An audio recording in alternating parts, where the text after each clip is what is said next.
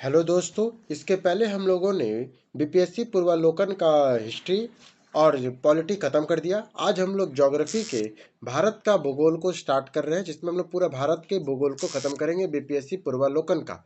तो चलिए, भारत के भूगोल में सबसे पहला है क्षेत्र। भारत का क्षेत्रफल संसार के क्षेत्रफल का 2.4% है, परंतु इसकी संपूर्ण मानव जाति का 17% जनसंख्या है। किस राज्य की कर्क रेखा कि निम्नलिखित में से किस राज्य से कर्क रेखा नहीं गुजरती है? तो उड़ीसा से नहीं गुजरती है। बाकी ये 8 राज्यों से गुजरती है: गुजरात, राजस्थान, मध्य प्रदेश, छत्तीसगढ़, झारखंड, पश्चिम बंगाल, त्रिपुरा और मिजोरम से। भारत विस्तृत है। भारत कहाँ से कहाँ तक है? ये उत्तरी गोलार्ध में 8 डिग्री 4 मिनट से उत्तरी में 37 डिग्री 6 मिनट तक और 68.7 डिग्री से पूरब में 97.25 पूर्वी देशांतर के मध्य में स्थित है। ये निम्नलिखित में से कौन सा नगर कर्क रेखा के उत्तर में अवस्थित है? तो वो है आइजॉल। कौन सा नगर है जो कर्क रेखा के उत्तर में अवस्थित है? तो वो आइजॉल है, जो कर्क रेखा के उत्तर में। बाकी भोपाल, रांची सब कर्क रेखा के दक्षिण में, और रांची तो प्योर कर्क रेखा पर ही है। मानव समय। भारतीय मानक समय आईएसटी और ग्रीनविच के मध्य जीएमटी के बीच कितना अंतर है? तो आईएमटी और जीएमटी के बीच, भारतीय मानक समय और जीएमटी के बीच कितना घंटे का अंतर है? तो 5 घंटे का अंतर पाया जाता है। किस पठार पे कर्क रेखा और भारतीय मानक समय रेखा एक दूसरे को काटती है? तो वो है बघेल खंड की, जो छत्तीसगढ़ का जो बघेल खंड का पठार है, वहाँ पे कर्क रेखा और भारतीय मानक समय रेखा एक दूसरे को काटती है। ग्रीनविच समय जीएमटी से भारतीय मानक समय आईसीटी कितना घंटे आगे है? तो 5.5 घंटा आगे है। ग्रीनविच हम लोग का भारतीय मानक समय कितना आगे है? 5.5 घंटा आगे है, 5 घंटा 30 मिनट। अब आ जाइए सीमावर्ती देश। भारत और चीन के बीच सीमा रेखा को क्या कहा जाता है? तो भारत और चीन के बीच के मैकमोहन रेखा कहते हैं। म्यांमार के साथ भारत के किन राज्यों की सीमाएं मिलती है? तो अरुणाचल प्रदेश, नागालैंड, मणिपुर और मिजोरम का। निम्नलिखित में से किसकी भारत के साथ सबसे लंबी सीमा लगती है? तो बांग्लादेश के साथ लगती है, 4096 किलोमीटर। अब आ जाइए भारत भौतिक विभाजन पे। भारत की प्राकृतिक प्रदेश। निम्न कथनों पर विचार कीजिए और सही कथन को चुनिए। क्या है पहला? ग्रेट हिमालय अपनी निरंतरता के लिए जाना जाता है। सही बात है। शिवालिक जो है शिवालिक बाह्य हिमालय है, जो उत्पत्ति में सबसे नवीनतम है। शिवालिक जो है वो बाह्य हिमालय, शिवालिक कैसा? तो वो बाह्य हिमालय है, जो उत्पत्ति में सबसे नवीनतम। जो शिवालिक हिमालय है वो सबसे न्यूनतम, और ये हिमालय से बाहर है। ठीक है। भारत की भू आकृतियों की रचना के संबंध में कथनों पर विचार कीजिए। भू आकृतियों की रचना के संबंध में संरचनात्मक दृष्टि से मेघालय का पठार दक्कन के पठार का विस्तृत भाग है। ये बात सही है। कश्मीर घाटी की रचना एक समभृति से हुई है। ये भी बात सही है। और गंगा की रचना एक अग्रगत से हुई है। गंगा की रचना एक अग्रगत से हुई है। ये भी बात सही है। हिमालय की उत्पत्ति भारतीय और यूरेशियन प्लेट तथा चीनी प्लेट नहीं, भारतीय और यूरेशियन प्लेटों से थी। चीनी प्लेटों कोई बात नहीं है यहाँ पे, भारतीय और यूरोपीय प्लेटों के फलस्वरूप हुई थी। फिर आ जाइए, निम्नलिखित में से कौन सा जिला धारवाड़ भूस्थल संरचना वाला नहीं है? कौन सा धारवाड़ भूस्थल वाला नहीं है? तो मुंगेर है, जमुई है, नवादा है, पर रोहतास नहीं है। भारतीय उपमहाद्वीप में पूर्व में पूर्णतः एक भाग था। किसका पूर्व में पूर्णतः एक भाग था? भारतीय उपमहाद्वीप गोंडवाना लैंड का एक भाग था। भौगोलिक क्षेत्रफल के अनुसार भारत की निम्नलिखित भौतिक फिजियोग्राफी इकाइयों का के आरोही क्रम में व्यवस्थित कीजिए। फिजियोग्राफी देखिए, लिखिए भौगोलिक क्षेत्रफल के अनुसार भौतिक फिजियोग्राफी इकाई में आरोही क्रम में छोटा से बड़ा में हमको लेके जाना है। सबसे पहले आएगा आपका तटीय मैदान, फिर केंद्रीय ऊंचा भाग, फिर आएगा मैदानी भाग, फिर आएगा पर्वतीय भाग। पहले आया तटीय मैदान, फिर आया केंद्रीय उच्च भाग, फिर आया मैदान महान मैदान, फिर आया उत्तरी पर्वत। निम्नलिखित श्रेणियों में से उत्तर से दक्षिण के क्रम में व्यवस्थित कीजिए। तो उत्तर से दक्षिण के क्रम में हमको व्यवस्थित करना है। तो सबसे उत्तर में आ जाएगा लद्दाख, फिर काराकोरम, फिर पीर पंजाल, फिर जास्कर। लद्दाख, काराकोरम, पीर पंजाल, फिर जास्कर आता है। उत्तर से दक्षिण का सही क्रम है। और इसमें काराकोरम उत्तर से दक्षिण का सही क्रम क्या है? काराकोरम, लद्दाख, जास्कर, पीर पंजाल। उत्तर दक्षिण सही क्रम क्या है? काराकोरम आएगा, उसके बाद लद्दाख आएगा, फिर जास्कर, फिर पीर पंजाल आएगा। गंगा के मैदान एक जियोसिंक्वाइन के रूप में वर्णित किया गया है। गंगा के मैदान को एक जियोसिंक्वाइन के रूप में वर्णित किया गया, जियोसिंक्वाइन के रूप में वर्णित किया गया है। बिहार की भौगोलिक संरचना चट्टानी प्रणाली से बनी है। चट्टानी प्रणालियों पर उनके विवरण से मिलान कीजिए। जैसे धारवाड़ चट्टान सबसे पुराना आर्कियन रॉक सिस्टम का हिस्सा है। ये धारवाड़ चट्टान कैसा है? सबसे पुराने आर्कियन रॉक सिस्टम का एक हिस्सा है। विंध्य चट्टान प्रणाली, बलुआ पत्थर, चूना पत्थर, डोलामाइट, क्वार्टजाइट, सैल इन चट्टानों की प्रणालियों के मुख्य घटक है। क्वाटरनरी चट्टान प्रणाली हिमालय और प्रायद्वीप नदियों द्वारा मिट्टी आदि की तीव्र जमाव से निर्मित है। तृतीय चट्टानी प्रणाली पश्चिम चंपारण जिले में पाई जा सकती है। उत्तर और उत्तर पूर्वी प्रदेश, हिमालय के पर्वत प्रदेश, सबसे हिमालय के प्रदेश पर्वत में शिवालिक आएगा। हिमालय का पर्वत पादप प्रदेश, मैंने जो हिमालय से लास्ट में कौन है तो वो शिवालिक जो सबसे नया भी जिसे कहते हैं, पादप पादप भी इसे कहते हैं, पादीय पर्वत भी कहते हैं इसे। हिमालय पर्वत की निम्नलिखित चोटियों में से कौन सी भारत में नहीं है?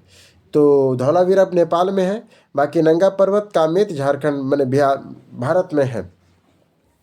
धौलावीरा पर्वत शिखर नेपाल में स्थित है, जबकि नंगा पर्वत जास्कर श्रेणी में भारत के पाकिस्तान अधिकृत क्षेत्र में है जास्कर में, जबकि कामेत शिखर उत्तराखंड के गढ़वाल क्षेत्र में है।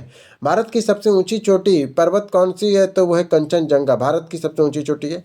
निम्नलिखित में से हिमालय पर्वत का सबसे लंबा हिमनद कौन सा है? तो वह बातुरा। क्या कर रहा है? निम्नलिखित में से कौन सा हिमालय पर्वत सबसे लंबा हिमनद है? तो वो कौन सा है? तो बत्तूरा है, जो 57 किलोमीटर 57 किलोमीटर सबसे बड़ा हिमनद है, जो काराकोरम रेंज में पाक अधिकृत गिलगित बल्टिस्तान में स्थित है। यह आयोग की उत्तर कुंजी में इस पर सही माना है, परंतु इस पर लंबाई 49 किलोमीटर है। शिवालिक श्रेणी का निर्माण हुआ है सेनोजॉइक में। शिवालिक श्रेणी का निर्माण कब हुआ था? तो सेनोजॉइक में हुआ था। शिवालिक श्रेणी का निर्माण सेनोजॉइक में हुआ था। विरत हिमालय अर्थात हिमाद्री के पूर्वी छोर पर नामचा बरवा है। विरत हिमालय अर्थात हिमाद्री के पूर्वी छोर पर नामचा बरवा है। निम्न पर्वत हिमालय की पर्वत श्रेणियों में से किस पर्वत श्रेणी को अटल टनल पार करती है? तो वो है पूर्वी पीर पंजाल।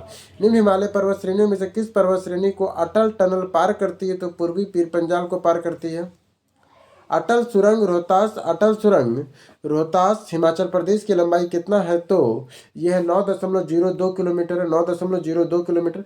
दक्षिण और मध्य भारत की पर्वत श्रेणियाँ और पहाड़ियाँ, निम्नलिखित पर्वत श्रेणियों में से कौन सा गंगा के मैदान और दक्कन के पठार को विभाजित करती है? तो हिमाचल विंध्याचल श्रेणी। निम्नलिखित में से किस पहाड़ी को पूर्वी घाट पश्चिमी घाट में मिलती है? तो वो है तुम्हारा नीलगिरी पहाड़ियाँ, जो पूर्वी घाट और पश्चिमी घाट को मिलाती है, नीलगिरी पहाड़ियाँ।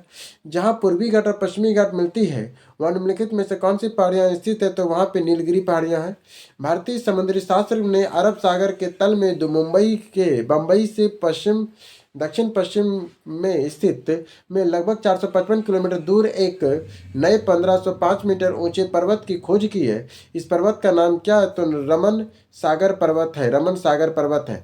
महाराष्ट्र और कर्नाटक के पश्चिमी घाट सह्याद्री कहलाती है। महाराष्ट्र और कर्नाटक के पश्चिमी घाट सह्याद्री कहलाती है। कन्याकुमारी की सटी पहाड़ियाँ कार्डेलम की पहाड़ियाँ हैं। कन्याकुमारी से जो सटी पहाड़ियाँ हैं वो कार्डेमम की पहाड़ियाँ, जो कन्याकुमारी से कौन सटी पहाड़ियाँ? तो कार्डेमम की पहाड़ियाँ हैं। निम्नलिखित में से किस पहाड़ी को चाय बागान नहीं है? तो कानन देवन में चाय बागान है, नीलगिरी में चाय बागान है, दार्जिलिंग में चाय बागान, पर गिरनार में कैसे? गिरनार में क्योंकि ये गुजरात में है तो वहाँ पे होगा नहीं। सोमेश्वर श्रेणी निम्नलिखित में किस पर्वत श्रेणी का एक भाग है? तो सोमेश्वर श्रेणी शिवालिक श्रेणी का ही एक भाग है। जो सोमेश्वर श्रेणी है, जो बिहार में जो सोमेश्वर श्रेणी पड़ता है वो शिवालिक श्रेणी का ही एक भाग है। दक्षिण प्रायद्वीपीय उच्चभूमि को गोंडवाना लैंड कहते हैं। दक्षिण प्रायद्वीपीय उच्चभूमि को गोंडवाना लैंड का एक भाग है ये। अन्नामलई इलायची की पहाड़ी और पालिनी की पहाड़ी मिलती है अन्नामुड़ी में। अन्नामलई इलायची और पालिनी की पहाड़ियाँ कहाँ मिलती है? तो अन्नामुडी में मिलती है। कहाँ मिलती है? अन्नामुडी में। पर्वत चोटियाँ, भारत का सर्वोच्च पर्वत चोटी कौन सी है? तो वो केटू गॉडविन ऑस्टिन है। भारत का जो सर्वोच्च पर्वत चोटी वो कौन सी है? तो केटू गॉडविन ऑस्टिन है। निम्नलिखित में से कौन सा युवा वलित पर्वत नहीं है? कौन से सबसे युवा वलित पर्वत है? तो कौन सा युवा वलित पर्वत नहीं है? तो एक एंडीज भी नहीं है, अरावली भी नहीं है, और अल्पेसिनिया नहीं। वलित पर्वत वे पर्वत जो पृथ्वी की परत के ऊपरी भाग में फलन के फलस्वरूप बनते हैं। ये दो प्रकार के होते हैं, नवीन वलित पर्वत और प्राचीन वलित पर्वत। हिमालय और अल्पास ये क्या है? नवीन है, जबकि प्राचीन में अरावली जो भारत में है, अल्पेशियन जो उत्तरी अमेरिका में, और यूराल पर्वत जो रूस में है, ये सब पुरानी वलित पर्वत है। फिर आता है हिमरेखा और हिमनद। हिमालय की हिमरेखा निम्न हिम के बीच है, तो 6300 से लेकर 6000 मीटर पूर्व में है। निम्नलिखित में किस नृत्य न्यून हिम दे रेखा है तो वह अल्पास क्षेत्र में, कहाँ है, अल्पास क्षेत्र में है। निम्नलिखित में से कौन सा भूस्खलन प्रवृत्ति स्पोन नहीं है, तो पूर्वी घाट में नहीं है। लेखापानी हिमनद भारत के किस राज्य में स्थित है, तो लेखापानी हिमनद अरुणाचल प्रदेश में है। लेखापानी हिमनद कहाँ है, अरुणाचल प्रदेश में है। मुल्ला, मरकत और बोलन क्या है, तो ये सब पर्वतीय दर्रे हैं। मुल्ला, मरकत और बोलन ये सब क्या है, तो ये सब पर्वतीय दर्रे हैं। मुल्ला, मरकत और बोलन क्या है, तो ये सब पर्वतीय दर्रे हैं। अब आ जाइए पठार। भारत के अतिरिक्त प्रायद्वीपीय पर्वत निर्मित हुए हैं सेनोजॉइक महाकल्प में। भारत के में अतिरिक्त प्रायद्वीपीय पर्वत निर्मित कहाँ हुए हैं, तो सेनोजॉइक महाकल्प में। भारत के अतिरिक्त प्रायद्वीपीय पर्वत कहाँ निर्मित हुए हैं, तो सेनोजॉइक महाकल्प में हुए हैं। छोटानागपुर पठार कैसा है, तो एक अग्र गंभीर पठार। छोटानागपुर पठार एक अग्र गंभीर पठार है। दंडकारण्य क्षेत्र किस राज्य में है, तो दंडकारण्य क्षेत्र आपका ये बहुत, ये दंडकारण्य छत्तीसगढ़ में पड़ता है और कुछ कुछ भाग उड़ीसा में पड़ता है। यह मुख्यतः उड़ीसा, छत्तीसगढ़, तेलंगाना, महाराष्ट्र, आंध्र प्रदेश में स्थित है। हालांकि दंडकारण्य क्षेत्र का बहुत छोटा सा भाग मध्य प्रदेश में भी पड़ता है। बिहार में से हिस्से का कौन सा हिस्सा भूसात्विक दृष्टि से अपेक्षाकृत पुराना है, तो खड़गपुर की पहाड़ियाँ। बिहार के निम्न हिस्सों में से कौन सा हिस्सा भूतात्विक दृष्टि से अपेक्षाकृत पुराना है, तो खड़गपुर की पहाड़ियाँ। निम्नलिखित में से कौन सा मेघालय पठार का अंश नहीं है, तो मेघालय पठार का क्या, गौरव है, खासी है, जयंती है, पर भुवन पहाड़ियाँ नहीं है। भुवन पहाड़ियाँ मिजो हिल्स का हिस्सा है। किसका, तो मिजो हिल्स का भाग है, जो पूर्वोत्तर हिमालय का भाग है, मिजो हिल्स का है। मालनाड क्षेत्र, मालनाड क्षेत्र किस संबंध में, किस पठार से है, तो ये कर्नाटका के पठार को मालनाड क्षेत्र कहते हैं। अब आ जाइए भारत के तटीय रेखा। भारत की तट रेखा की लंबाई कितना है, तो 7516.6 किलोमीटर है। निम्नलिखित क्षेत्रीय सीमा में के तट में कितने समुद्री मील किलोमीटर तक समुद्र तक फैली हुई है, तो 12 समुद्री मील लगभग 21.9 किलोमीटर तक फैली हुई है। अरब सागर और द्वीप समूह। लक्षद्वीप टापू स्थित है दक्षिण पश्चिम भारत में। लक्षद्वीप टापू कहाँ स्थित है, तो दक्षिण पश्चिम भारत में है। लक्षद्वीप में कितने द्वीप है, तो 36 द्वीप है। लक्षद्वीप में कितने द्वीप है, तो 36 द्वीप है। द्वीपों के समूह लक्षद्वीप प्रवाल उत्पत्ति का है। द्वीपों का समूह जो लक्षद्वीप है वो प्रवाल उत्पत्ति का है। प्रवाल उत्पत्ति का निम्नलिखित में से किस क्षेत्र में प्रवाल भित्ति नहीं पाई जाती है, तो कैम्बे की खाड़ी में नहीं पाई जाती, बाकी मन्नार की खाड़ी, कच्छ की खाड़ी, लक्षद्वीप और मिनिकॉय में पाई जाती है। भारत में केंद्र शासित प्रदेश। उत्तराखंड में कौन सा जिला तिब्बत सीमा से नहीं लगा है, तो अल्मोड़ा नहीं लगा है, बाकी उत्तरकाशी, चोमली लगा हुआ है। उत्तरकाशी और चोमली लगा हुआ है, अल्मोड़ा नहीं लगा हुआ है। भारत के कितने राज्यों के सामान्य सीमा कॉमन बॉर्डर पाकिस्तान और बांग्लादेश के साथ लगते हैं, तो कोई नहीं। पाकिस्तान और बांग्लादेश के साथ एक कॉमन बॉर्डर कैसे लग जाएगा, कोई नहीं लग सकता है। विदर्भ एक विदेशिक नाम है जो भारत में है, वह महाराष्ट्र का अंग है। विदर्भ जिसको कहते हैं एक प्रादेशिक भाग है जो भारत के महाराष्ट्र में है। पाट अचल अवस्थित है झारखंड में। पाट अचल जो है, पेट रेजिंग कहाँ अवस्थित है, तो ये झारखंड में है। झुमरी तलैया रेडियो के गीतों का फरमाइश के लिए प्रसिद्ध है, किस राज्य में है, तो झारखंड में है। क्षेत्रफल के अनुसार निम्नलिखित राज्यों का सही अवरोही क्रम क्या है, क्षेत्रफल के साथ मध्य प्रदेश आ जाएगा 3,08,252 किलोमीटर। फिर उत्तर प्रदेश 2,40,000, आंध्र प्रदेश 1,60,000, बिहार 9,94,163। क्षेत्रफल के क्रम में भारत के 3 बड़े राज्य कौन कौन का है, तो वो है राजस्थान, मध्य प्रदेश, महाराष्ट्र। राजस्थान का 3,42,000, महाराष्ट्र का 3,08,000, मध्य प्रदेश का 3,08,000, महाराष्ट्र का 3,07,000, उत्तर प्रदेश का 2,40,000। भारत की जनसंख्या के अनुसार तीसरा और क्षेत्रफल के अनुसार से 12वां राज्य कौन सा है, तो वो बिहार है। तीसरा, क्षेत्रफल के अनुसार से तीसरा और जनसंख्या के अनुसार तीसरा और क्षेत्रफल के अनुसार 12वां है, तो वो है बिहार राज्य। असम कुल मिलाकर कितने राज्यों और केंद्रशासित प्रदेशों से घिरा हुआ है, तो 7 से। असम कुल मिलाकर कितने राज्य और केंद्रशासित प्रदेश से घिरा हुआ है, तो 7 राज्यों से घिरा हुआ है असम। भौगोलिक क्षेत्र की दृष्टि से भारत के राज्यों में कौन सा जिला सबसे बड़ा है, तो कच्छ जिला सबसे बड़ा है। भौगोलिक क्षेत्र की दृष्टि से भारत में कौन सा जिला सबसे बड़ा है, तो कच्छ जिला सबसे बड़ा है। कच्छ अभी अभी के साथ देखा जाए तो लेह लद्दाख का क्षेत्रफल 45,100 किलोमीटर और कच्छ का क्षेत्रफल है 45,674 किलोमीटर। कच्छ ज़्यादा बड़ा हुआ ना। जैसलमेर का 38,000, बाड़मेर का 28,000 है। गुजरात की राजधानी कौन सी है, तो गांधीनगर। गुजरात की राजधानी गांधीनगर है। राजस्थान की राजधानी जयपुर है। अब आ जाइए प्रजाति और जनजातियों का क्वेश्चन। भारत में निम्नलिखित भागों में से द्रविडियन प्रजाति मुख्यतः कहाँ से केंद्रित है, द्रविडियन प्रजाति कहाँ मिलेगी, तो ये आपको दक्षिण भारत में मिलेगी द्रविडियन जनजाति। निम्नलिखित में से किस राज्य में जनजाति समुदाय की पहचान नहीं की गई है, तो हरियाणा में कोई जनजाति समुदाय नहीं है। बाकी सब जगह है। गिद्दी लोग माने गद्दी लोग निवास करते हैं हिमाचल प्रदेश में। गद्दी लोग कहाँ निवास करते हैं? हिमाचल प्रदेश में। बोडो निवास करते हैं गारो पहाड़ियों में। बोडो कहाँ निवास करते हैं? तो गारो पहाड़ियों में। गोरो जनजाति क्या है? तो मेघालय की गोरो जनजाति है। गोरो जनजाति मेघालय की है।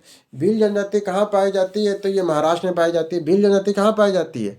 तो ये महाराष्ट्र में पाई जाती है। निम्नलिखित में जनजातियों में से कौन राज्य का कौन सा सही जोड़ा नहीं है? तो कौन कौन सही जोड़ा है? तो भील जनजाति गुजरात में है। गद्दी हिमाचल प्रदेश में है। कोटा तमिलनाडु में है। कोटा जनजाति कहाँ रहती है? तमिलनाडु में। टोडा जो है ये भी तमिलनाडु में रहती है, केरल की नहीं है। टोडा जनजाति तमिलनाडु में रहती है। टोडा जनजाति भरमौर जनजाति किस प्रांत में रहती है? तो हिमाचल प्रदेश में।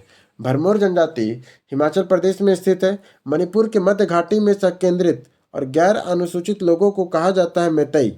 मणिपुर के जो मध्य घाटी में संकेंद्रित गैर अनुसूचित लोग कौन सा है? तो वह मैतई है। अब आ जाइए अपर्वा तंत्र। गंगा की जलोढ़ मृदा की गहराई और भूमि की सतह से लगभग नीचे है तो 6000 मीटर तक नीचे है। निम्नलिखित नगरों में अलकनंदा और भगीरथी नदी कहाँ मिलकर गंगा नदी बनाती है? तो देवप्रयाग में। भारत की सबसे बड़ी वह नदी कौन सी है? तो गंगा नदी है। गंगा नदी 2525, गोदावरी 1465 है, नर्मदा 1312 है, महानदी 851 किलोमीटर है। निम्नलिखित में से गंगा नदी घाटी का भाग कौन सी उपनदी है? तो वो कौन से गंगा नदी की उपनदी कौन सी? तो बहुत सारी उपनदियां हैं। बिहार राज्य में गंगा के किनारे स्थित झीलों की संख्या कितनी है? तो 12 है। बिहार राज्य में गंगा के किनारे स्थित झीलों की संख्या 12 है। बिहार के किस जिले में गंगा नदी सबसे लंबी है? तो वो है पटना में। बिहार की लंबी नदी है, पटना में है।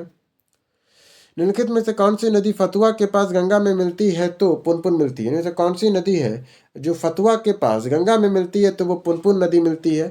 गंडक नदी का दूसरा नाम क्या है? तो नारायणी है। गंडक नदी का दूसरा नाम क्या है? तो नारायणी है। ब्रह्मपुत्र नदी तंत्र। निम्नलिखित में से कौन सी सहायक नदी ब्रह्मपुत्र से उत्तर दिशा में नहीं मिलती है?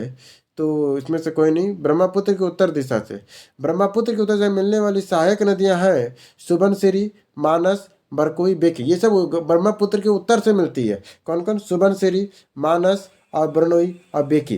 भारत में युरलुंग जांगबो नदी किस नदी के नाम से जाना जाता है? युरलुंग जांगबो नदी को किस नाम से जाना जाता है? तो उसे ब्रह्मपुत्र के नाम से जानते हैं। तिब्बत में मानसरोवर झील के पास जिस नदी का स्रोत है वह है ब्रह्मपुत्र, सतलज और सिंधु तीनों है। मानस नदी किस नदी की उपनदी है? तो ये ब्रह्मपुत्र नदी की उपनदी है। दक्षिण भारत की नदियाँ कौन सी नदी रिफ्ट घाटी या भ्रंश द्रोणी से होकर बहती है? तो नर्मदा नदी बहती है। सोन, नर्मदा और महानदी मिलती है।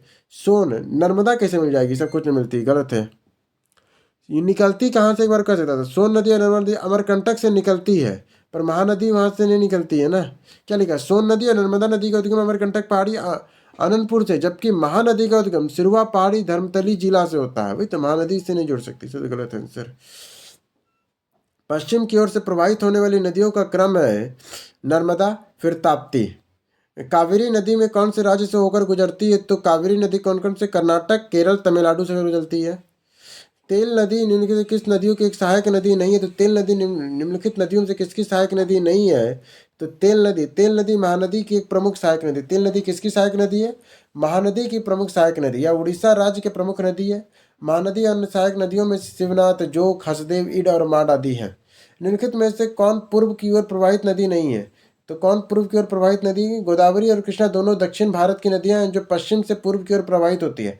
ये दोनों नदियां बंगाल की खाड़ी में गिरती है, जबकि नर्मदा और गंगा वाली नदियां ये पूर्व से पश्चिम की ओर प्रवाहित होती है और अरब सागर में गिरती है। जबकि गंगा वाली नदी पश्चिमी घाट के धारवाड़ क्षेत्र से निकलती है और इस प्रकार ये दोनों विकल्प है। भीम नदी निम्नलिखित में से किस नदी की उपनदी है? तो भीम नदी कृष्णा की एक उपनदी है। भीम नदी किसकी उपनदी है? कृष्णा की उपनदी है। निम्नलिखित कथनों पे से निम्नलिखित में से कौन सी भारत की प्रायद्वीप नदी प्रणाली की विशेषता है? प्रायद्वीप नदियाँ केवल वर्षा से ही जल प्राप्त करती है। ये नदियाँ युवा वलित पर्वतों से होकर बहती है और अभी भी युवा अवस्था में है। इन नदियों में छोटे बेसिन और जल ग्रहण क्षेत्र है। नहीं, ये देखो क्या लिखा है। प्रायद्वीप नदियाँ केवल वर्षा के जल से ही प्राप्त, ये बात सही है। ये नदियाँ और क्या है? ये नदियाँ वलित पर्वतों को नहीं करती, ये बात गलत है। ये नदियाँ छोटे बेसिन और जल ग्रहण क्षेत्र, ये भी बात सही है। दंडकारणी और इंद्रावती सबरी किसकी सहायक नदियां हैं? तो गोदावरी की है। दंडकारणी और इंद्रावती सबरी किसकी सहायक नदियां हैं? तो गोदावरी की है। निम्नलिखित आधार पर हिमालय नदियों को प्रायद्वीप नदियों को तुलना कीजिए। अधिकांश हिमालय नदियां बारहमासी है, जबकि अधिकांश प्रायद्वीपीय नदियां वर्षा पर निर्भर है। हिमालय नदी का ढलान प्रायद्वीपीय नदियों की तुलना में अधिक खड़ी है। सही बात है, प्रायद्वीपीय नदियां हिमालय नदी की तुलना में अपने रास्ते में अधिक क्षरण करती नहीं, ये भी बात गलत है। आर्कट में अपनी पहाड़ी के यात्रा में अंत में सिंधु नदी अफगानिस्तान से किस नदी से जुड़ती है? तो काबुल नदी से। आर्कट में अपनी पहाड़ी यात्रा के अंत में सिंधु नदी अफगानिस्तान में किस नदी से जुड़ती है? तो काबुल नदी से जुड़ती है। भारत में चंद्रा और भागा नदियाँ किस क्षेत्र में बहती है? तो लाहौर में बहती है। भारत में चंद्रा और भागा नदियाँ किस क्षेत्र में बहती है? तो लाहौर में बहती है। निम्नलिखित में से कौन सी नदियाँ बंगाल की खाड़ी में गिरती है?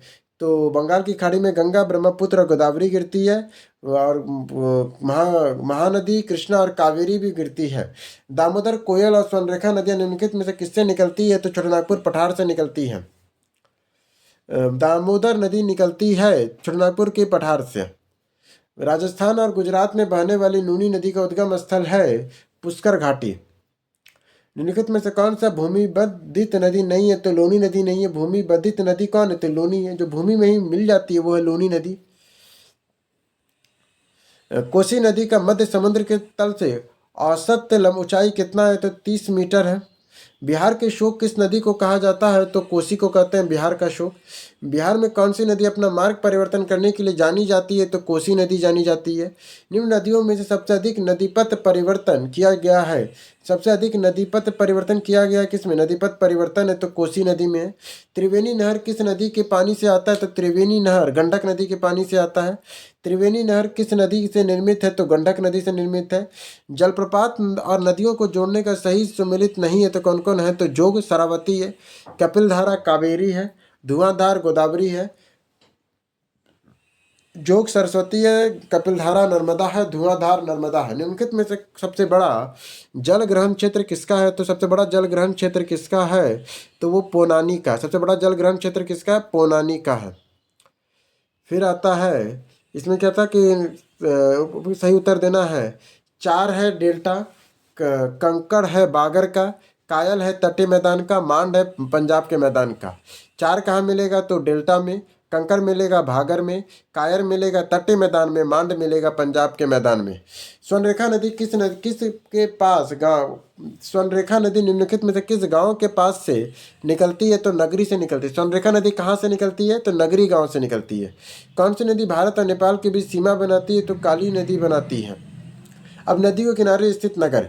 गंगा नदी के किनारे सबसे बड़ा शहर कौन सा है? तो वो है कानपुर, सबसे बड़ा है। निम्नलिखित में से कौन सा शहर गंगा नदी के किनारे स्थित नहीं है? तो कौन कौन है? तो फतेहपुर है, भागलपुर है और कानपुर है, उत्तरकाशी नहीं है। कश्मीर के पहलगाम में किस नदी के किनारे स्थित है? तो ये लिहद नदी के स्थित है, सहायक है। प्रपात और झीलें। हुंड्रू प्रपात निर्मित है स्वर्णरेखा नदी पर। हुंड्रू प्रपात कहाँ निर्मित है? तो स्वर्णरेखा नदी पर है।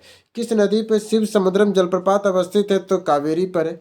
किस नदी पर शिव समुद्रम जलप्रपात अवस्थित है? तो कावेरी पर है। निम्नलिखित में से कौन सी एक मीठे पानी की झील है? तो वुलर झील और लोकटक झील और मणिपुर का मीठे पानी, जबकि चिल्का झील उड़ीसा और सांभर झील राजस्थान का खारे पानी की झील है। वुलर झील और लोकटक झील मीठे पानी की झील है। बिहार के किस जिले में तेलहांड कुंड जलप्रपात अवस्थित है? तो ये कैमूर में। बिहार के किस जिले में तेलहांड कुंड जलप्रपात अवस्थित है? तो ये कैमूर में है। फिर आता है एशिया का सबसे बड़ा ताज़ा जल वाली गोखुर झील बिहार के कौन सी है? तो वो कनवाल झील में है। एशिया की सबसे बड़ी और ताज़ा जल वाली गोखुर झील बिहार में कौन सी है? तो कनवाल झील है। थार मरुस्थल की सिंचाई करने वाली इंदिरा गांधी नहर का उद्गम स्थल कहाँ है? तो हरिके बैराज है। थार मरुस्थल में सिंचाई करने वाली इंदिरा गांधी नहर का उद्गम स्थल कहाँ है? तो हरिके बैराज है। निम्नलिखित में से कौन सी भारत की सबसे लंबी नहर कहलाती है? तो इंदिरा गांधी नहर कहलाती है। जलवायु। भारत का सबसे शुष्क स्थान कौन सा है? तो वो जैसलमेर है। भारत में मानसून सीजन में अधिकांश चक्रवातों की उत्पत्ति होती है 10 डिग्री उत्तर से और 15 डिग्री उत्तर अक्षांश के मध्य में। कोपेन के वर्गीकरण के योजना के अनुसार उत्तर प्रदेश और बिहार के किस प्रकार की जलवायु प्रदेश आते हैं? तो CWG आते हैं। इसके बाद कोपेन के जलवायु वर्गीकरण के अनुसार उत्तर बिहार की जलवायु किससे संबंधित है? तो CWG है। निम्नलिखित में से कौन सी वायुमंडलीय विशेषता भारतीय ग्रीन मानसून को प्रदर्शन का संबंध में है? तो वायुमंडल ग्रीन मानसून प्रदर्शित उष्ण कटिबंध पूर्वी जेट स्ट्रीम, उष्ण कटिबंध अभिसरण क्षेत्र ITCZ का खिसकना, तिब्बती उच्च और लालीना। निम्नलिखित में से कौन सा सबसे सूखा स्थल है? तो लेह सबसे सूखा स्थल है। भारतीय मानसून मौसमी विस्थापन से इंगित है। इसका कारण है स्थल और समुद्र में विभेदी तापमान। हैदराबाद के दक्षिण पश्चिम मानसून की वापसी की सामान्य स्थिति क्या है? तो 15 अक्टूबर है। अमृतसर का शिमला लगभग एक अक्षीय अक्षांश पर स्थित है, परंतु इसकी जलवायु में भिन्नता का कारण है उसकी ऊंचाई में भिन्नता। इसकी ऊंचाई में भिन्नता। मानसून के निर्वर्तन इंगित करता है साफ आकाश को। मौसम का जो निर्वसन है वो इंगित करता है साफ आकाश को।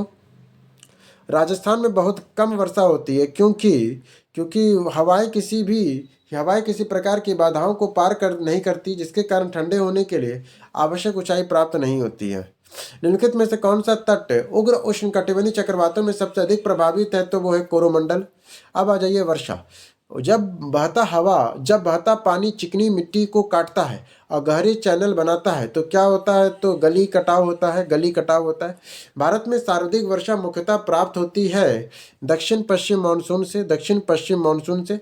निम्नलिखित में से कहाँ अक्टूबर और नवंबर के महीने में भारी वर्षा होती है? तो कोरोमंडल तट में होती है। आम्र वर्षा किससे संबंधित है? तो आम्र वर्षा आम की फसल से संबंधित है। चेरापूंजी व्यवस्थित है मेघालय राज्य में। चेरापूंजी अवस्थित है मेघालय राज्य में।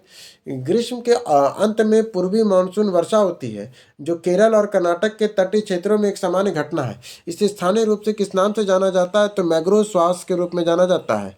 भारत के जिन क्षेत्रों में शुष्क भूमि कृषि की जाती है उनमें वार्षिक वर्षा 75 सेंटीमीटर से कम होती है। अब आ जाइए शीतकालीन वर्षा। निम्न राज्यों में से किस राज्य में जाड़े के मौसम में बारिश होती है? तो वो तमिलनाडु है। अब प्राकृतिक आपदाएं कहाँ कहाँ आती है? देखिए, बाढ़ कहाँ आता है? तो बाढ़ आता है उत्तर प्रदेश बिहार के मैदान में। भूकंप आता है हिमालय के गिरिपथ क्षेत्र में। सूखा होता है मध्य पूर्वी भारत में। चक्रवात आता है झारखंड और उत्तरी उड़ीसा में। अब आ जाइए मिट्टियाँ। काली मिट्टी। झारखंड की मिट्टी निम्नलिखित में किस शब्दावली का प्रयोग करता है? तो इसे हम लोग दक्कन ट्रैप की काली मिट्टी को रेगड़ या रेगुड़ के नाम से जाना जाता है। कपास की खेती के लिए सर्वाधिक उपयुक्त होते हैं लोहा, चूना, calcium, potash, aluminium, magnesium, carbonate की अधिकता होती है, जबकि नाइट्रोजन, फास्फोरस और जैविक पदार्थों की कमी पाई जाती है। निम्नलिखित में से काली मिट्टी में काली मिट्टी कहाँ पाई जाती है? तो ये काली मिट्टी आपको गुजरात, महाराष्ट्र में बहुत जगह मिलता है। तो ये महाराष्ट्र के कुछ भाग, गुजरात, आंध्र प्रदेश तथा तमिलनाडु के कुछ भाग में भी पाई जाती है। रेगुर किसका नाम है? तो ये काली मिट्टी का नाम है रेगुर। रेगुर मिट्टी किसमें सबसे ज़्यादा पाई जाती है? महाराष्ट्र में सबसे ज़्यादा पाई जाती है। दमोट और जलोढ़ मिट्टी। निम्नलिखित में से कौन सी मिट्टी नदियों द्वारा निर्मित होती है? तो जलोढ़ मिट्टी नदियों द्वारा निर्मित होती है। जलोढ़ मिट्टी। निम्नलिखित में से कौन सी मिट्टी नदियों द्वारा निर्मित होती है? तो जलोढ़ मिट्टी। गंगा के मैदान में पुरानी कछारी मिट्टी कहलाती है भाबर कहलाती है। पुरानी जलोढ़ मिट्टी का भंडार बिहार के निम्न में से किस क्षेत्र में पाया जाता है? तो पुरानी जलोढ़ मिट्टी का भंडार ये पूर्णिया और पटना में पाया जाता है। दुमटी लोम मिट्टी का कौन सा कण मिलता है? तो ये सभी प्रकार के कण मिलते हैं। दुमटी लोम मिट्टी में कौन सा कण मिलता है? तो सभी प्रकार के कण मिलते हैं। अब आ जाइए मिट्टी का विविध। करेवा किस प्रकार की खेती के लिए प्रसिद्ध है? तो केसर के लिए। करेवा मुक्ति जो जाफान केसर में स्थानीय प्रकार के उत्पाद के रूप में प्रयोग करते हैं पाई जाती है कश्मीर हिमालय में। पौधे का सबसे अधिक पानी किस मिट्टी में मिलता है? तो चिकनी मिट्टी में मिलता है। वृक्ष की जड़ों में मृदा से पानी कैसे मिलता है? तो कोशिका जल से मिलता है। किस राज्य में सबसे अधिक लेटेराइट मिट्टी है? तो मेघालय में सबसे अधिक लेटेराइट मिट्टी है। निम्नलिखित में से किस मृदा का उपयोग आमतौर पर ईंटों के लिए किया जाता है? तो लेटेराइट का उपयोग हम लोग ईंटों के लिए करते हैं। आपदा प्रबंधन और सुधार। मृदा अपरदन को रोका जा सकता है वनारोपण के लिए। प्राकृतिक वनस्पति। भारत के किस राज्य में सर्वाधिक क्षेत्र में घने पतझड़ वाले जंगल से घिरा हुआ है? तो मध्य प्रदेश। भारत के किस राज्य में सर्वाधिक क्षेत्र में घने पतझड़ वाले जंगल से घिरा हुआ है तो वो मध्य प्रदेश है। सुंदरबन क्षेत्र है सघन मैंग्रोव में। सुंदरबन क्षेत्र कहाँ है? तो सघन मैंग्रोव में है। निम्नलिखित में से किस राज्य में सर्वाधिक क्षेत्र में वनों के अंतर्गत पाया जाता है? तो मिजोरम राज्य में सर्वाधिक क्षेत्रों के अंतर्गत पाया जाता है मिजोरम राज्य। हिमालय भूरा भालू, एशियानी जंगली भैंसे, रेगिस्तानी लोमड़ी किसके उदाहरण है? तो ये दुर्बल प्रजाति के उदाहरण है। हिमालय भूरा भालू, एशियन जंगली भैंसे, रेगिस्तानी लोमड़ी किसके उदाहरण है? तो ये दुर्लभ प्रजाति के उदाहरण है। निम्नलिखित में से कौन सा समुद्री जैव विविधता के दृष्टिकोण से दुनिया का सबसे समृद्ध क्षेत्र है, जिसमें ज्वालामुख, समुद्री तट और निकट तटीय पर्यावरण के से जंगल, समुद्री घास, प्रवाल भित्ति, नमक, दलदल और मैंग्रोव के साथ 21 द्वीप शामिल है? तो वो है मन्नार की खाड़ी बायोस्फीयर रिजर्व में। निम्नलिखित में से कौन सा राष्ट्रीय उद्यान वन्यजीव अभ्यारण्य बिहार में है? तो कौन कौन है? तो वाल्मीकि राष्ट्रीय उद्यान और भीम बांध वन्यजीव अभ्यारण्य है।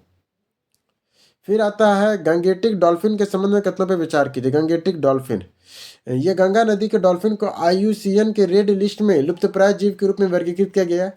यह कोई क्रिस्टलीय नेत्र लेंस नहीं है जो इसकी प्रभावी रूप में अंधा बनाता है। इसमें इलोकेशन का उपयोग कर आगे बढ़ने की शिकार करता है। इसे भारत में राष्ट्रीय जल जीव के रूप में मान्यता दी गई है।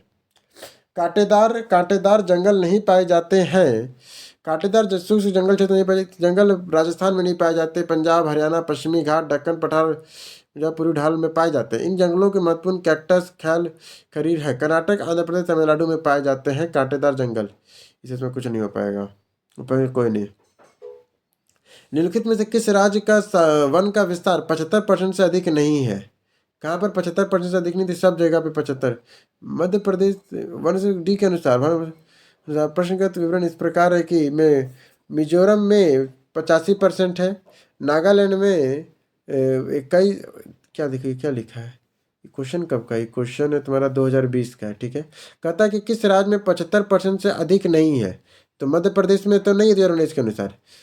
75% से अधिक नहीं है, 75% से अधिक नहीं है तो बहुत का नहीं है। मेघालय, नागालैंड और मध्य प्रदेश में विस्तार 75% से अधिक नहीं है। भारत के कुल भौगोलिक क्षेत्र में वन क्षेत्र कितना है? तो 20.7% है भौगोलिक क्षेत्र पे। निम्नलिखित में से कौन सा जिला सबसे अधिक घने पतझड़ वाले वनों से घिरा हुआ है? तो पश्चिम चंपारण। कौन सा जिला सबसे अधिक घन पतझड़ वाले वन क्षेत्र से घिरा हुआ है? तो पश्चिमी चंपारण घिरा हुआ है वन पतझड़ वाले वन क्षेत्र से।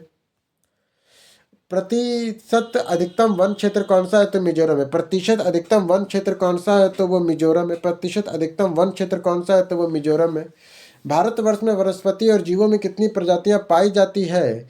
तो 81,000 प्रजातियां जीवों में और 47,000 प्रजातियां वनस्पतियों में पाई जाती है। निम्नलिखित में से संघ राज्य क्षेत्रों में किसमें सबसे कम क्षेत्र वनच्छादित है? तो चंडीगढ़ में सबसे कम है। निम्नलिखित क्षेत्रों में से कहाँ उष्ण कटिबंध आर्द्र सदाबहार वन नहीं उगते हैं? तो पूर्वी घाट में नहीं उगते हैं, बाकी पश्चिमी घाट, अंडमान द्वीप और उत्तर पूर्वी क्षेत्र में उगते हैं। भारत के निम्नलिखित में क्षेत्र कहाँ पर उष्ण कटिबंध आर्द्र सदाबहार वन नहीं उगते हैं? तो उगते कहाँ कहाँ? तो पूर्वी घाट में नहीं उगते हैं, बाकी पश्चिमी घाट में, अंडमान द्वीप और उत्तर पूर्वी क्षेत्र में उगते हैं। केरल की शांत घाटी साइलेंट वैली सुरक्षित है क्योंकि इसमें पौधे और जानवरों की बहुत ही दुर्लभ प्रजातियां पाई जाती हैं। पश्चिमी घाट, उत्तर पूर्वी क्षेत्रों की पहाड़ियां और अंडमान और निकोबार द्वीप समूह में पाए जाने वाले वनों को चुनिए तो उष्ण कटिबंध सदाबहार वन में।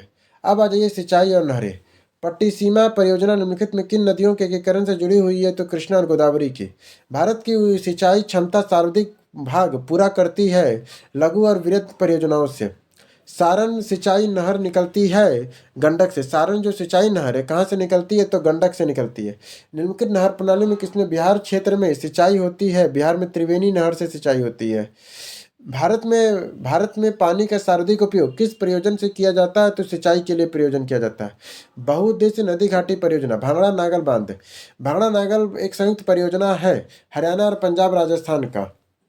हरियाणा, राजस्थान और पंजाब का है भांगड़ा नागल। भांगड़ा नागल बांध किस नदी पे बनाया गया है? तो सतलज नदी पे बनाया गया है। कावेरी नदी पे बने बांध निम्नलिखित में से कौन भारत की सबसे पुराना जल शक्ति उत्पादन केंद्र है? तो शिव समुद्रम है। भारत के सबसे पुराना जल शक्ति उत्पादन केंद्र कौन सा है? शिव समुद्रम है।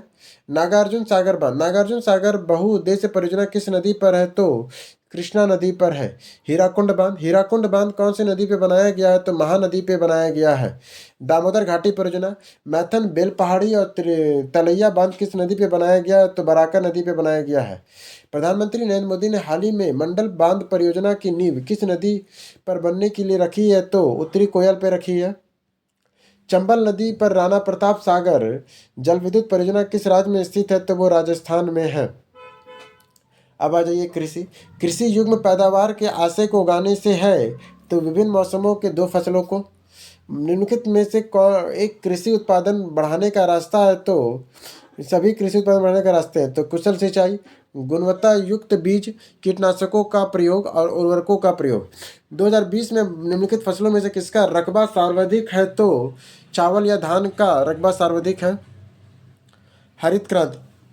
इनमें से कौन सा 20वीं शताब्दी की 60वें दशक के अंतिम दौर में हरित क्रांति की प्रकृति में सबसे उचित वर्णन किया है? तो उच्च उपज की किस्म कार्यक्रम का। स्वतंत्रता प्राप्ति के बाद भारत में सर्वाधिक प्रगति की है गेहूं के उत्पादन में। भारत के द्वितीय हरित क्रांति के संबंध में कौन सा कथन सही है? इसका दूसरा लक्ष्य हरित क्रांति से अब लाभान्वित न हो सकने वाले क्षेत्रों में बीज, पानी, उर्वरक तकनीक का विस्तार करना और इसका लक्ष्य पशुपालन, सामाजिक वानिकी और मत्स्य पालन के साथ उत्पाद का सामांकन करना है। निम्नलिखित कूट में हरित क्रांति के घटक को चुनिए। उच्च उत्पादन देने वाली किस्मों के बीज, सिंचाई, ग्रामीण विद्युतीकरण और ग्रामीण सड़कों का विपणन। इंद्रधनुष क्रांति का संबंध है हरित क्रांति से, श्वेत क्रांति से और नीली क्रांति से। नीली क्रांति संबंधित है कच्चा तेल उत्पादन से। नीली क्रांति किससे संबंधित है? कच्चा तेल उत्पादन से है नीली क्रांति का संबंध। हरित क्रांति के कारण निम्नलिखित फसलों में से किसके उत्पादन में सर्वाधिक वृद्धि हुई है? तो गेहूं में सर्वाधिक वृद्धि हुई हरित क्रांति के कारण। अब आ जाइए खाद्यान्न फसलें रबी और फसलों में। नकदी फसलें सम्मिलित नहीं है तो किसमें? गन्ना है, जूट है, कपास है। गेहूं एक नकदी फसल नहीं है। निम्नलिखित में से कौन सी फलीदार फसल है? तो फलीदार फसल आपका दलहन एक फलीदार फसल है। भारत में अधिकतम गेहूं उत्पादक राज्य कौन है? तो वो उत्तर प्रदेश है। खरीफ की फसलें। खेती के अंतर्गत क्षेत्र में अनुसार भारत में महत्वपूर्ण खाद्य फसल कौन सी है? तो वो चावल है। खेती के अंतर्गत क्षेत्र के अनुसार भारत में सबसे महत्वपूर्ण खाद्य फसल कौन सी है? तो वो चावल है। भारत में चावल के कटोरी क्षेत्र का नाम बताएं? तो वो है कृष्णा गोदावरी डेल्टा क्षेत्र। भारत में चावल के कटोरे के क्षेत्र का नाम बताएं? तो वो क्या है? वो है कृष्णा गोदावरी डेल्टा क्षेत्र। भारत के राज्यों में वर्ष 2018-19 में चावल उत्पादन में सही अवरोही क्रम क्या है? तो कौन कौन सही है? तो पंजाब है सही अवरोही। 18-19 का क्या करें पड़ेगा। निम्नलिखित राज्यों पर भारत में चावल उत्पादक राज्यों का सही क्रम क्या है? तो वो है आंध्र प्रदेश, पंजाब, उत्तर प्रदेश, पश्चिम बंगाल। 2022 का है ये। फिर आ जाइए नकदी फसलों में कपास। भारत में सबसे बड़ा कपास उत्पादक कौन है? तो महाराष्ट्र है। भारत के किस राज्य में कपास का औसत उत्पादन सर्वाधिक होता है? तो आंध्र प्रदेश में। भारत के किस राज्य में सबसे अधिक सूती मिले हैं? तो महाराष्ट्र में सबसे अधिक सूती मिले हैं। भारत में 4 गन्ना उत्पादक राज्यों को घटते क्रम में डिसेसिंग ऑर्डर के क्रम में सही क्रम क्या है? तो वो है आपका उत्तर प्रदेश, महाराष्ट्र, तमिलनाडु, आंध्र प्रदेश। भारत के किन राज्यों में गन्ना सबसे ज़्यादा पैदा होती है? तो बिहार और उत्तर प्रदेश में गन्ना सबसे ज़्यादा पैदा होती है। भारत के निम्न राज्यों में से चीनी का कटोरा कहा जाता है? उत्तर प्रदेश को चीनी का कटोरा कहा जाता है। अब आ जाइए तिलहन। शुष्क भूमि में सर्वाधिक उचित फसल कौन सी है? तो वो मूंगफली है। बागवानी में कॉफी और कहवा। निम्न कहवा उत्पादक क्षेत्रों में कौन सा क्षेत्र कर्नाटक में नहीं है? तो कौन कौन है? तो चिकरगुल है, कुर्ग है और बाबा बुद्धिनाथ है। चाय और रबड़। भारत में सर्वश्रेष्ठ चाय उत्पादक और उपभोक्ता कौन है? तो सर्वश्रेष्ठ का उपभोक्ता तो भारत अपनी आवश्यकता से अधिक उत्पादन करता है तो चाय। भारत में सबसे बड़ा रबड़ उत्पादक राज्य कौन है? तो केरल में सबसे ज़्यादा रबड़ उत्पादन होता है। निम्नलिखित भारत का कौन सा राज्य रबड़ में अग्रणी उत्पादक में है? तो वो है आपका केरल है रबड़ में। अब आ जाइए कृषि का विविध। कोई नहीं, कौन सा सही है? तो उपयुक्त में से कोई सही नहीं, क्यों? वर्षा ऋतु में बोई जाने वाली फसलों को खरीफ, शीत ऋतु में बोई जाने वाली फसलों को रबी कहते हैं। धान, मक्का, सोयाबीन, मूंगफली, कपास आदि खरीफ फसलें हैं। भारत में सर्वाधिक पटसन उत्पादक राज्य कौन है? तो पश्चिम बंगाल है पटसन के लिए। भारत का कौन सा राज्य मोटा अनाज का सबसे बड़ा उत्पादक है? तो राजस्थान है सबसे बड़ा उत्पादक। निम्नलिखित में से कौन सा जायद फसल है? तो तरबूज एक तरह से जायद फसल है। रबी में गेहूँ, सरसों, जौ, मटर, चना। खरीफ में चावल, धान, मक्का, ज्वार, बाजरा, मूंग, उड़द, तूर। जायद में तरबूज, खरबूज, खीरा, ककड़ी है। फसलों और सब्जियों की खेती, बागवानी है फसलों और सब्जियों की खेती। निम्न में से नकदी फसल कौन सी नहीं है? तो कौन कौन नकदी फसल है? तो जूट है, मूंगफली है, गन्ना एक नकदी फसल है, ज्वार नकदी फसल नहीं है। अब आ जाइए पशुपालन। निम्नलिखित में से कौन मवेशी नस्ल राजस्थान में नहीं है? तो थापराकर है, राठी है, मेवाती है। हलीकर नहीं, हलीकर कर्नाटक की मवेशी नस्ल है, जबकि राजस्थान की थालपाकर, राठी और मेवाती है। खनिज संसाधन में शैल तंत्र। भारत में खनिज उत्पादन का समृद्ध राज्य कौन सा है? तो सबसे खनिज राज्य 1994 था, नहीं तो बदल गया, पर अभी के हिसाब से देखेंगे तो उड़ीसा आएगा। धात्विक खनिज लौह अयस्क में भारत में किन दो राज्यों में सबसे बड़े पैमाने पर लौह धातु, लौह अयस्क उत्पन्न होते हैं? तो वह है मध्य प्रदेश और उड़ीसा में। निम्नलिखित राज्य में लौह अयस्क उपलब्ध नहीं है? तो पंजाब में लौह अयस्क उपलब्ध ही नहीं है। निम्नलिखित लौह अयस्कों में से बैलाडीला में किसका खनन होता है? तो हेमेटाइट का। निम्नलिखित लौह अयस्कों में से बैलाडीला में किसका खनन होता है? तो हेमेटाइट का होता है बैलाडीला में खनन। पश्चिमी सिंहभूम में स्थित चिरैया का सबसे प्रसिद्ध विशेषता क्या है? तो लौह अयस्क का खनन। पश्चिमी सिंहभूम में स्थित जो चिरैया है उसका सबसे प्रसिद्ध विशेषता क्या है? तो लौह अयस्क का खनन। तांबा। निम्नलिखित भारत का कौन सा राज्य तांबे का सबसे बड़ा उत्पादक है? तो मध्य प्रदेश तांबे का सबसे बड़ा उत्पादक है। निम्नलिखित राज्यों में से किसमें तांबा अयस्क का सबसे बड़ा भंडार है? तो राजस्थान में तांबा अयस्क का सबसे बड़ा भंडार है, राजस्थान में है। राजस्थान राज्य का खेतड़ी बेल्ट किसके लिए प्रसिद्ध है? तो तांबा खनन के लिए खेतड़ी बेल्ट प्रसिद्ध है। राजस्थान में स्थित खेतरी खदान किसके लिए प्रसिद्ध है? तो तांबा के लिए खेतरी खदान प्रसिद्ध है। झारखंड का घाटशिला किस खनिज के उत्पादन के लिए प्रसिद्ध है? तो घाटशिला तांबा के उत्पादन के लिए प्रसिद्ध है। आधात्मिक खनिजों में देख, भारत में निम्नलिखित राज्यों में से कौन अभ्रक का सबसे बड़ा उत्पादक है? तो आंध्र प्रदेश सबसे बड़ा उत्पादक है, आंध्र प्रदेश। निम्न खनिजों में से किस खनिज को उत्पादन में भारत विश्व में अग्रणी है? तो ये तो 18 में अभी हम लोग जिप्सम का सबसे बड़ा उत्पादक संयुक्त राज्य अमेरिका, जो लॉ इसमें ऑस्ट्रेलिया है। ऊर्जा खनिज कोयला, भारत में प्रथम कोयला खान कहाँ खोदी गई थी? तो रानीगंज में खोदी गई थी। कोयला उत्पादन में राज्यवार घटता क्रम क्या है? तो बिहार, मध्य प्रदेश, पश्चिम बंगाल है। कोरबा कोयला क्षेत्र अवस्थित है छत्तीसगढ़ में। कोरबा कोयला क्षेत्र अवस्थित है छत्तीसगढ़ में। झारखंड में कोयला के खाने स्थित है झरिया में। झारखंड में कोयला की खाने कहाँ स्थित है? तो झरिया में है। झारखंड के झरिया क्षेत्र मुख्यतः क्या पाया जाता है? तो कोयला पाया जाता है। झारखंड के झरिया क्षेत्र में कोयला पाया जाता है। भारतीय कोयला उद्योग की समस्याओं पर विचार कीजिए। यहाँ निम्न कोटि का कोयला और कोयला संरचना में बाधा है। धुलाई संस्थानों के उपयोग की क्षमता में कमी है। कोकिंग कोयला के आयात पर बढ़ती निर्भरता है। कार्य संचालन की कीमतें हैं। भूमिगत कोयले का दहन किस राज्य में होता है? तो झारखंड में होता है। भारत निम्नलिखित में से कौन सी नदी कोयले के भंडार के लिए प्रसिद्ध है? तो दामोदर घाटी नदी प्रसिद्ध है, दामोदर घाटी। और सोन नदी घाटी भी प्रसिद्ध है और महानदी घाटी भी प्रसिद्ध है, तीनों घाटी प्रसिद्ध है। गोदावरी नदी भी है, वर्धा कोयला क्षेत्र भी है, राजमहल कोयला क्षेत्र भी है। पेट्रोलियम और प्राकृतिक गैस, भारत में सबसे पुराना तेल भंडार कहाँ है? तो वो डिबगोई असम में है। भारत में सर्वप्रथम तेल ऊर्जा संकट कब हुआ था? तो 1970 से 80 के दशक में हुआ था। विविध में खनिज, कौन सा कथन सही है? अभ्रक कोडरमा में पाया जाता है। भारत में कौन सा राज्य थोरियम उत्पादन में अग्रणी है? तो बिहार, केरल अग्रणी है। भारत में कौन सा राज्य है तो थोरियम उत्पादन में अग्रणी है? तो वो केरल है। कैमूर पठार किसके लिए प्रसिद्ध है? तो वो चूना पत्थर के लिए प्रसिद्ध है। कैमूर जो पठार है वो किसके लिए प्रसिद्ध है? तो वो चूना पत्थर के लिए प्रसिद्ध है, कैमूर पठार। विद्युत में बाढ़ सुपौर थर्मल पावर स्टेशन किस राज्य में स्थित है? तो वो बिहार में स्थित है। निम्नलिखित बंदरगाहों में से उत्तर से दक्षिण का सही क्रम व्यवस्थित करें। तो यहाँ पर आ जाएगा उत्तर विशाखापट्टनम, फिर आ जाएगा काकीनाडा, फिर मछलीपट्टनम, फिर नागपट्टिनम। विशाखापट्टनम, काकीनाडा, मछलीपट्टनम, फिर नागपट्टिनम। भारत के निम्नलिखित थर्मल पावर प्रोजेक्ट में पूर्व के पश्चिम दिशा में व्यवस्थित कीजिए। पूर्व से पश्चिम दिशा में व्यवस्थित करना है तो सबसे पहले आ जाएगा नामपुर, सॉरी ओबोरा, सॉरी क्या लिखा, हाँ नामपुर, फिर ओबोरा, फिर परीक्षा, फिर कोटा। ऊपर थर्मल पावर प्रोजेक्ट के अगर पूरब से अगर पश्चिम की ओर सही क्रम करे तो नामरूप जो असम में है, फिर ओबरा जो सोनभद्र के उत्तर प्रदेश में है, फिर परीक्षा, पाछीरा जो झांसी उत्तर प्रदेश में है, फिर कोटा जो राजस्थान में है। जल विद्युत, चंबल नदी पर राणा प्रताप सागर जल विद्युत परियोजना किस राज्य में है तो वो राजस्थान में है। भारत सरकार कुल विद्युत उत्पादन में जल विद्युत का योगदान कितना है तो 10% है। ऊर्जा का विविध, भारत में ऊर्जा उत्पादन में उपभोग और संबंध में कथनों पे कौन सही नहीं है तो कौन कौन सही है। गत दशक में भारत ऊर्जा उत्पादन में हामसन प्रवृत्ति लक्षित किया है। विश्व प्रति व्यक्ति का उपभोग भारत में न्यूनतम, इसमें 2005 क्वेश्चन थोड़ा अजीब रहने दो।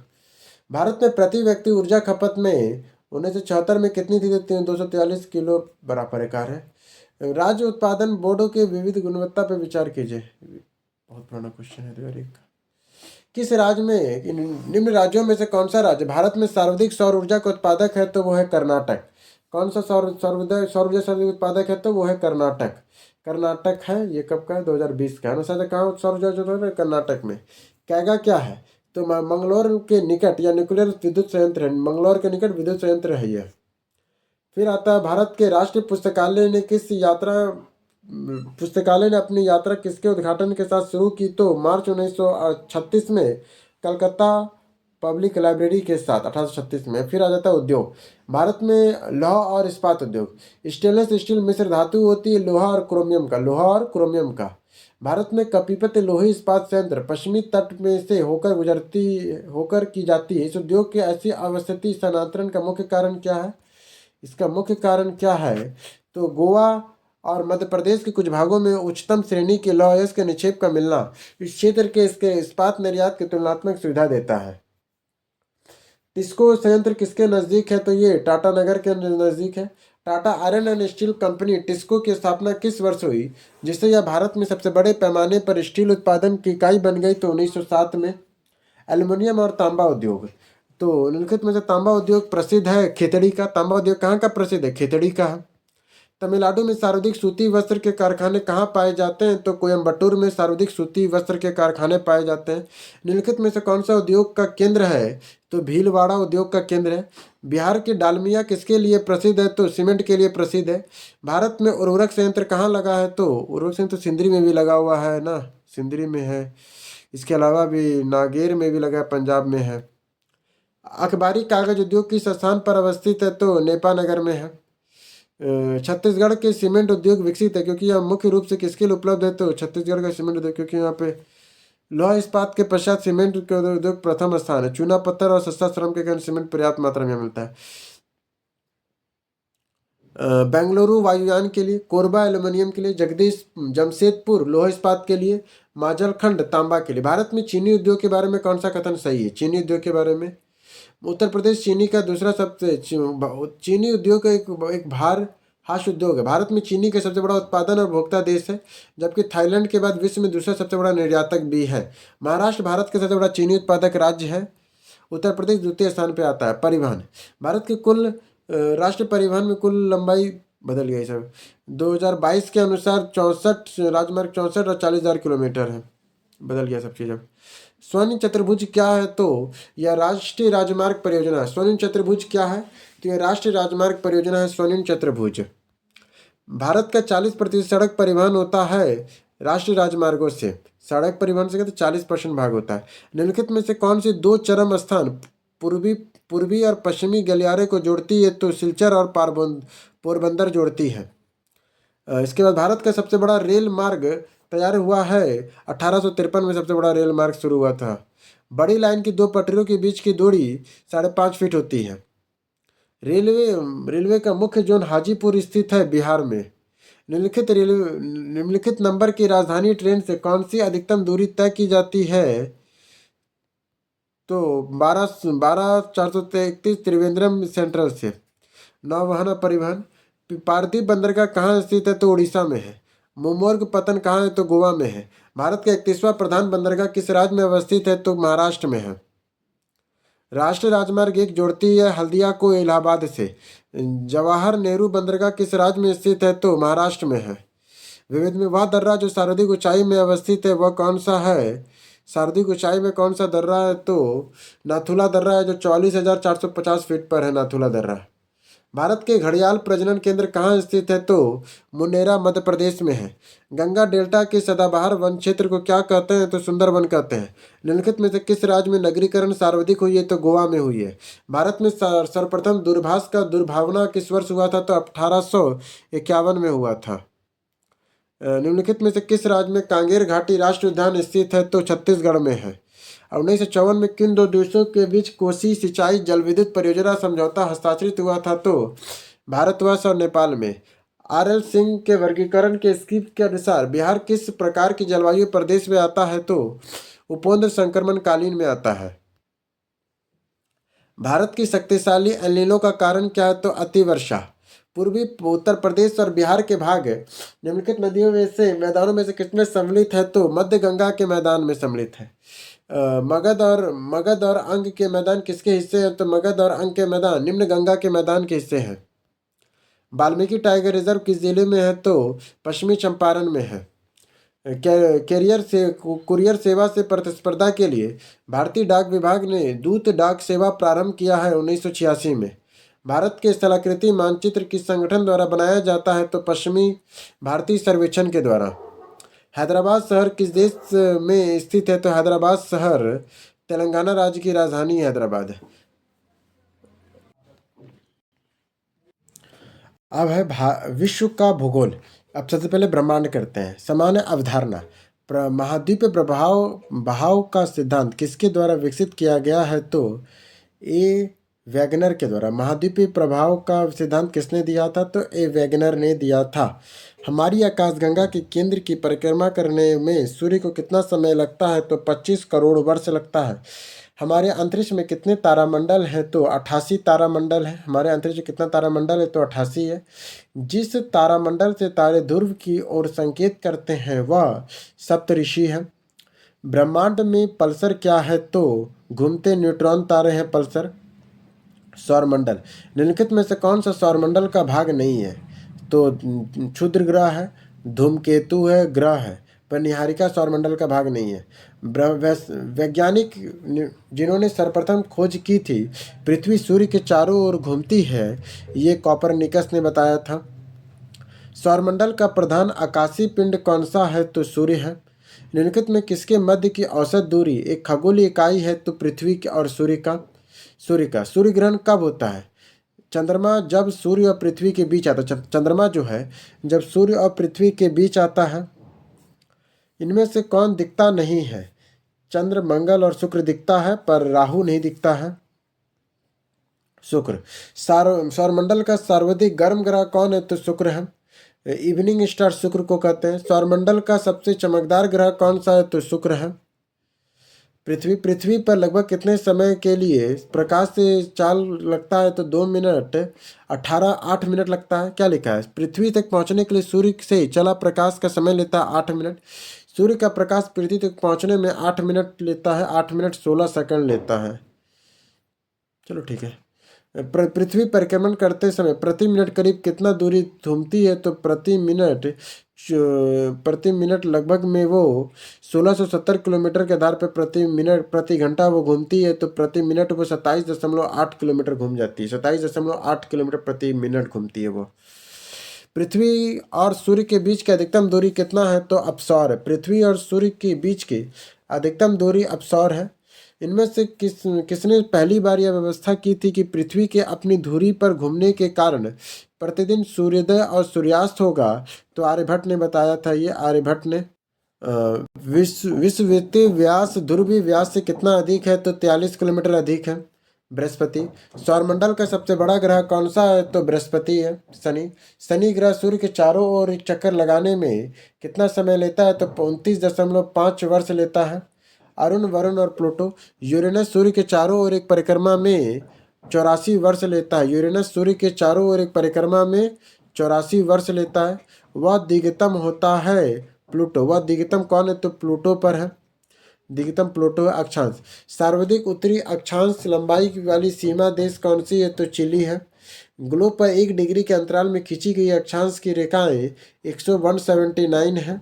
दशानांतर, किसी रेखांश पर भारतीय मानक समय अपनाया गया जाता है 82.5 डिग्री पूरब में, 82.5 डिग्री पूर्व की ओर माना गया है। कौन सा देशांतर प्रधान योगांतर के साथ मिलकर ग्लोब पर वृत्त वृत्त का निर्माण करता है? तो 180 डिग्री का। 90 डिग्री पूर्वी देशांतर पर स्थित थिम्पू भूटान पर स्थानीय समय निर्धारित कीजिए। जब ग्रीनविच 0 पर हो तो दोपहर 12 बजे का समय 6 PM पे दिखाएगा। अंतर्राष्ट्रीय दिनांक रेखा, काहिरा का समय ग्रीनविच से 2 घंटा आगे है, अतः यह स्थित है 30 डिग्री पूर्वी देशांतर पर है। अंतर्राष्ट्रीय इंटरनेशनल डेट लाइन खींची गई है प्रशांत महासागर से होकर। किस स्थान पर मानक समय स्टैंडर्ड टाइम निर्धारित करने का आधार क्या है? तो प्रधान मध्याह्न रेखा है। दिन और रात, दक्षिणी गोलार्ध का सबसे बड़ा दिन 22 दिसंबर होता है। उत्तरी गोलार्ध में वर्ष का सबसे छोटा दिन 22 दिसंबर है। भूगर्भिक इतिहास, महाद्वीप अलग कैसे हुआ है? तो विवर्तनिक क्रिया से। महाद्वीप अलग कैसे हुआ है? तो विवर्तनिक क्रिया से अलग हुआ है। पृथ्वी की आंतरिक परत निफे का निर्माण किन तत्वों से हुआ है? तो निफे का निर्माण हुआ है, यह निर्माण निकेल और फेरम से हुआ है। जियोडेसी वह विज्ञान जो संबंधित है पृथ्वी के आयाम की माप से। जियोडेसी वह विज्ञान जो संबंधित है पृथ्वी के आयाम के माप से। भौगोलिक आवर्तन चक्र की संकल्पना किसने, इनमें से किसने प्रस्तुत की थी? तो WM डेविस ने की थी। काकोस प्लेट किसके मध्य पाई जाती है? तो मध्य अमेरिकी और प्रशांत प्लेट पर। कोकोस प्लेट किसके मध्य पाई जाती है? तो मध्य अमेरिका और प्रशांत प्लेट पर पाई जाती है। वलन क्रिया किसका परिणाम है? तो पर्वत विनिर्माण बल का है। वलन क्रिया किसका परिमाप है? तो पर्वत विनिर्माण बल का है। परकिंजा से टूटे हुए दक्षिणी महाद्वीप को क्या कहते हैं? तो गोंडवाना लैंड कहते हैं। भूपटल के टुकड़े मेटल की गति द्वारा निरंतर धीमी गति से प्रवाहित होते हैं, इस सिद्धांत को क्या कहते हैं? तो प्लेट टेक्टोनिक सिद्धांत कहते हैं। प्लेट टेक्टोनिक सिद्धांत कहते हैं। संयुक्त राज्य अमेरिका में रस्ट वॉल किसके प्रदेश से संबंधित है? तो रस्ट वॉल किससे संबंधित है? तो रस्ट वॉल एक भौगोलिक क्षेत्र जो एक विनिर्माण या औद्योगिक हब होता है, लेकिन यह गिरावट के चरणों में है। चट्टाने, अवसादी शैलों के लिए कौन सा कथन सत्य है? तो ये शैलों स्तरों में निक्षेपित होता है। अवसादी शैलों के साथ कौन सा कथन सत्य है? तो ये शैल स्तरों में निक्षेपित होता है। निम्नलिखित चट्टानों में से कौन सा एक कायांतरित चट्टान नहीं है? तो क्वार्टजाइट और नीस एक कायांतरित चट्टान है। क्वार्टजाइट और नीस कायांतरित चट्टान है। अग्नेय चट्टानों में निम्नलिखित कथन सत्य है? तो ये क्रिस्टलीय और अक्रिस्टलीय दोनों होते हैं। ये क्रिस्टलीय और अक्रिस्टलीय दोनों ही होते हैं। खनिज निम्नलिखित में से किन चट्टानों के स्तर में जमा होते हैं? तो अवसादी चट्टानों में। खनिज निम्नलिखित में से किन चट्टानों के स्तरों में जमा होते हैं? तो अवसादी चट्टानों में जमा होते हैं। ज्वालामुखी। माउंट एटना क्या है? तो एक ज्वालामुखी है। माउंट एटना क्या है? तो एक ज्वालामुखी है। मोना लोआ उदाहरण है। मोना लोआ किसके उदाहरण है? तो मोना लोआ उदाहरण है एक सक्रिय ज्वालामुखी का। मोना लोआ उदाहरण है सक्रिय ज्वालामुखी का। अटलांटिक क्षेत्र में आर्कटिक महाद्वीप किसके निकट स्थित है? तो उत्तर और दक्षिणी ध्रुवों पर है। आर्कटिक क्षेत्र और अटलांटिक महाद्वीप के किसके निकट में स्थित है? तो उत्तरी और दक्षिणी ध्रुव पर स्थित है। किलिमंजारो है एक आग्नेयगिरी। किलिमंजारो है क्या है? तो आग्नेयगिरी है किलिमंजारो। निम्नलिखित में से कौन विश्व का सबसे बड़ा ज्वालामुखी है जो पिछले 38 वर्षों में पहली बार फूटा है? तो मोना लोआ। कौन है जो विश्व में सबसे बड़ा ज्वालामुखी है जो पिछले 38 वर्षों में सब पहली बार फूटा है? तो मोना लोआ फूटा है। भूकंप, काकोस प्लेट किसके मध्य पाई जाती है? तो मध्य अमेरिका और प्रशांत प्लेट पे। काकोस प्लेट किसके मध्य में पाई जाती है? तो मध्य अमेरिका और प्रशांत प्लेट पर। कौन सा भूकंप की गहनता नापने हेतु उपयोग में लाया जाता है? तो मरकरी पैमाना। निम्नलिखित में से कौन सा भूकंप की गहनता मापने हेतु उपयोग में लाया जाता है? तो मरकरी का पैमाना। फिर आता है महाद्वीप। निम्नलिखित में से किस महाद्वीप में सबसे अधिक देश हैं? तो अफ्रीका में सबसे अधिक देश है। किस देश सबसे अधिक महाद्वीप किस देश में है? तो अफ्रीका में सबसे अधिक है। अफ्रीका में 54 देश है। यूरोप में 49 है। एशिया में 48 है। उत्तरी अमेरिका में 23, दक्षिण अमेरिका में 12 और ओशिनिया में 14 देश हैं। निम्नलिखित में से किस महाद्वीप के भूभाग सबसे कम है? तो ऑस्ट्रेलिया का भूभाग सबसे कम है। निम्नलिखित में से कौन महाद्वीप क्षेत्रफल के अनुसार सबसे बड़ा है? तो अफ्रीका क्षेत्रफल के अनुसार सबसे बड़ा है। इसके बाद लगातार नई परत जोड़ने वाली प्रक्रिया में से कौन सी है? तो समुद्र तल का फैलाव। लगातार नई परतें जोड़ने वाली प्रक्रिया निम्नलिखित में से कौन सी है? तो समुद्र तल का फैलाव। विश्व की पर्वत श्रेणियाँ। विश्व में सबसे ऊंची चोटी किस प्रकार की पर्वतों में पाई जाती है? तो नवीन मोड़दार पर्वतों में। विश्व की सबसे ऊंची चोटियों में से किस में पर्वतें पाई जाती है? तो नवीन मोड़दार पर्वतों में पाई जाती है।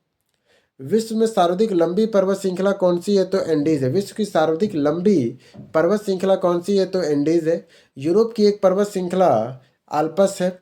पेनाइन यूरोप और अल्पेसिनिया अमेरिका और अरावली भारत के उदाहरण है पुरानी वलद पर्वत श्रृंखला के। यूरोप की पेनेरीज पर्वत श्रृंखला किन दो देशों को अलग करती है? तो स्पेन और फ्रांस को अलग करती है।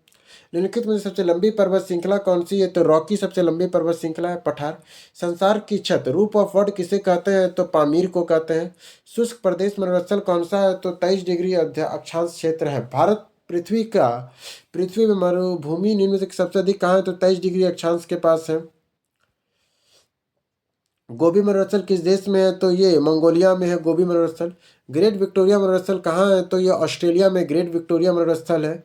तकला मकान मरुस्थल स्थित है चीन में। तकला मकान कहाँ मरुस्थल है? तो चीन में है।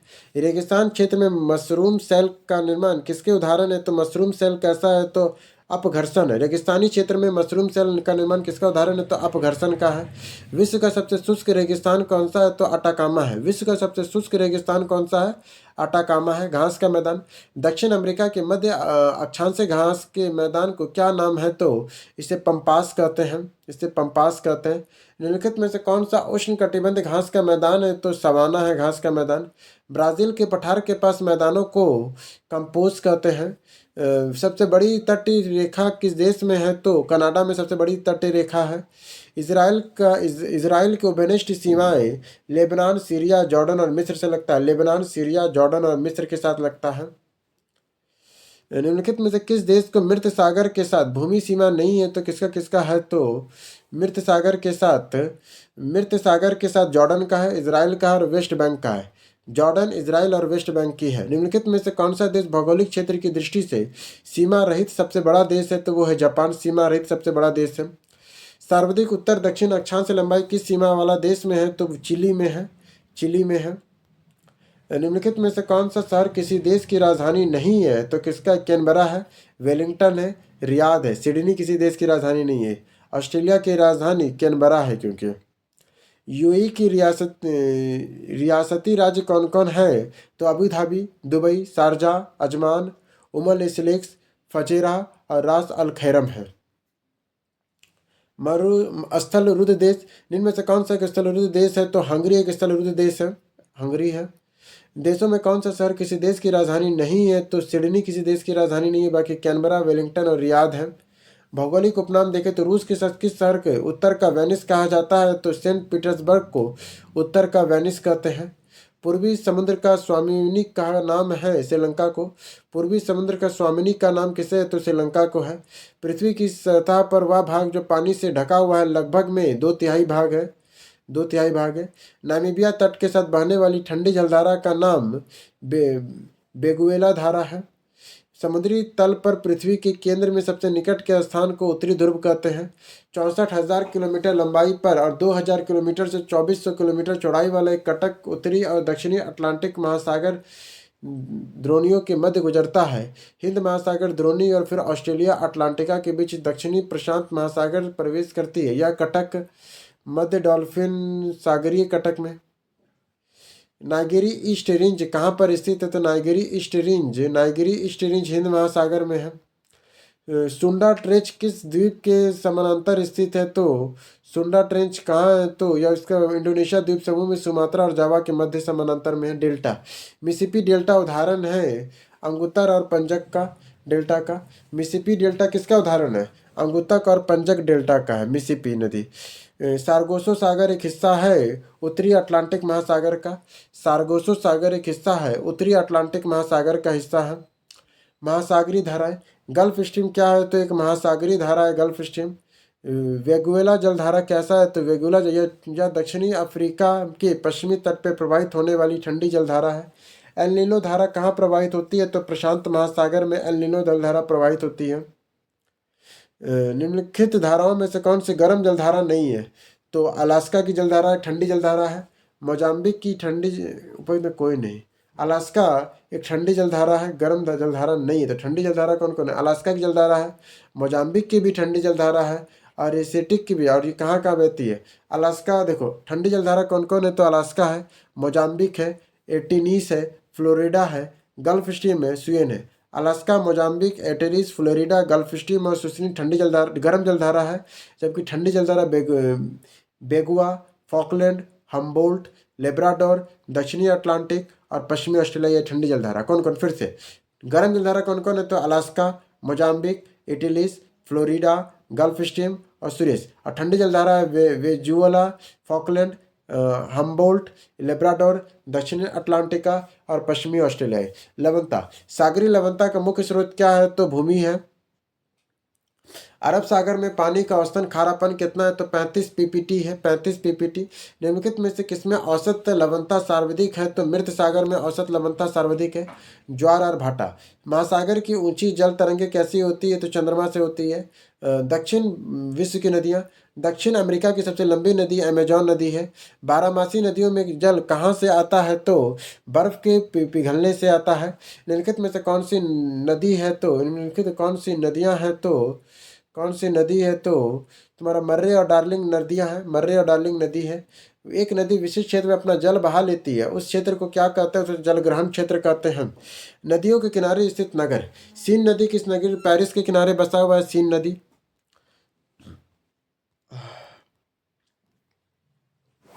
रॉटरडैम नीदरलैंड राइन नदी पर है। पेरिस फ्रांस सीन नदी पर। बुडापेस्ट हंगरी डेन्यूब नदी पर। वाशिंगटन संयुक्त राज्य अमेरिका पोटोमैक नदी पर है। नदियों से निर्मित प्रमुख स्थल रूप। विश्व का वृहत्तम डेल्टा निर्मित होता गंगा और ब्रह्मपुत्र के द्वारा। ग्रैंड कैनियन क्या है? तो एक खंडर या गॉर्ज है, एक खंडर या गॉर्ज है। स्केटेलाइट एक स्टेटेमाइट स्थलाकृति बनती है भूमिगत जल के द्वारा। स्टेकेलाइट और स्टेलेमाइट स्थलाकृति बनती है भूमिगत जल के द्वारा। ताइपो झील किस देश में स्थित है? तो ताइपो झील न्यूजीलैंड में स्थित है।